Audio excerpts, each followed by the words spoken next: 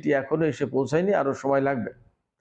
তার অর্থাৎ এই জাহাজটি এসে পৌঁছানো পর্যন্ত হয়তো ডোনাল্ড ট্রাম্প সময় নিতে পারেন, কিন্তু আগের রিপোর্ট অনুসারে এই জাহাজ এসে পৌঁছাতে 7 দিন সময় লাগার কথা ছিল। আমি আরো 3 দিন আগে একটি রিপোর্ট করেছিলাম, তাতে বলা হয়েছিল যে আর 7 দিনের ভেতরে জাহাজটি এসে পৌঁছাবে।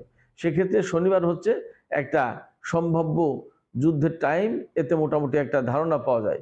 এছাড়া গতকালকে ইসরায়েলের সেনা গোয়েন্দা প্রধানের উদ্ধৃতি দিয়ে আমি যে ভিডিও করেছিলাম তাতেও বলা হয়েছিল, সেই সামরিক গোয়েন্দা প্রধান বলেছিলেন যে চলতি সপ্তাহের শেষের দিকে আমেরিকা ইরানের উপরে হামলা চালাতে পারে এবং সেই হামলায় ইসরায়েল জড়িত হতে পারে। আজকে এই আলোচনা যখন করছি তখনও একটি রিপোর্ট আমার হাতে আছে, সেটা হচ্ছে ইসরায়েলের সামরিক বাহিনীর সাবেক সেনা কর্মকর্তা ব্রিগেডিয়ার জেনারেল আমির আভিভি, এই আমির আভিভি তিনি বলেছেন একটা সাক্ষাৎকারে যে আমেরিকা ইরানের উপরে হামলা চালাতে যাচ্ছে, এটা মোটামুটি নিশ্চিত।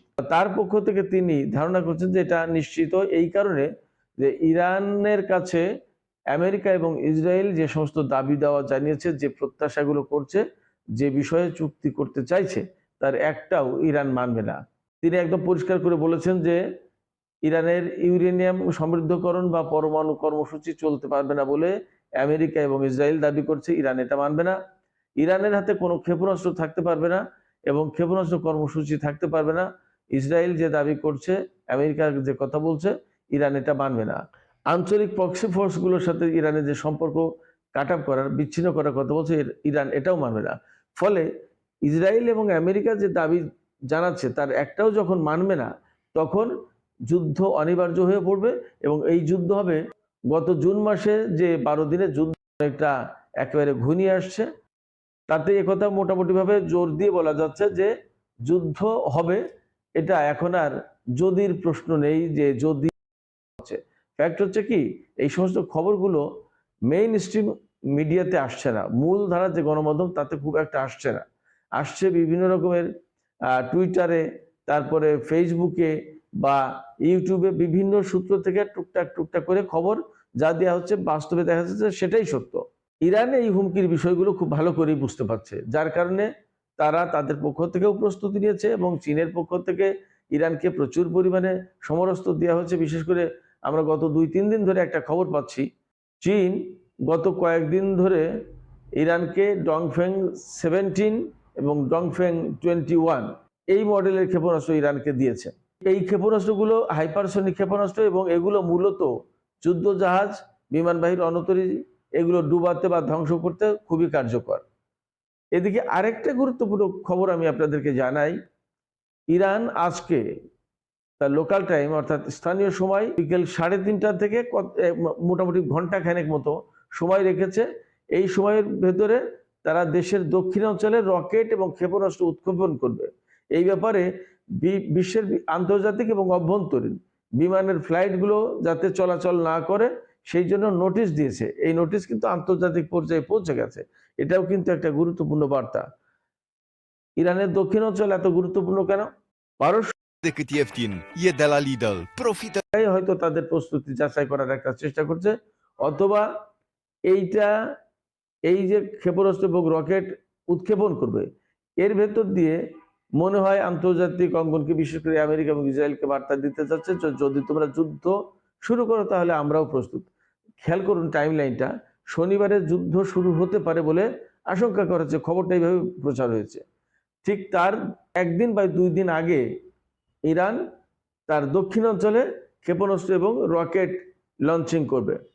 তো সবকিছু মিলিয়ে আমরা বুঝতে পারছি যে দুই পক্ষ মোটামুটিভাবে একেবারে প্রস্তুত। এখন এই জায়গায় প্রশ্ন আসছে যে কে আগে যুদ্ধটা শুরু করবে।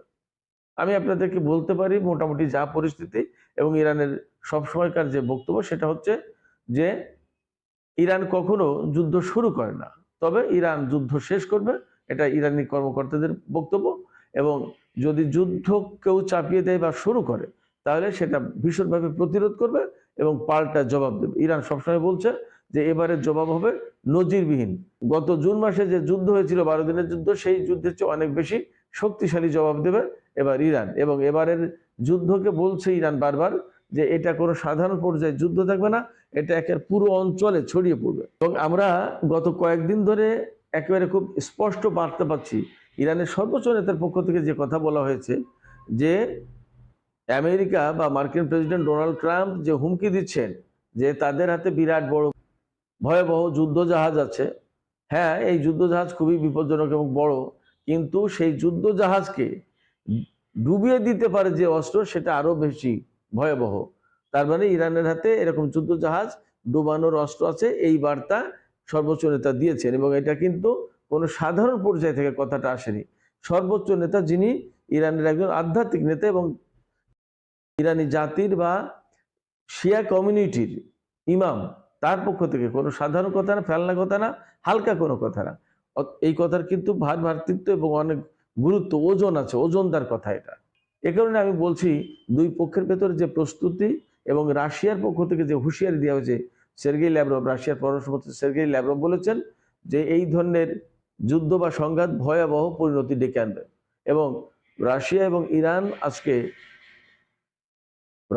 ইরান আজকে যে ওমান উপসাগরে নৌমহড়া চালাচ্ছে তা কিন্তু একদম পরিষ্কার এইভাবে বলা হয়েছে যে একতরফা যে কোনো হামলা ঠেকানোর জন্য এই মহড়া চালানো হচ্ছে।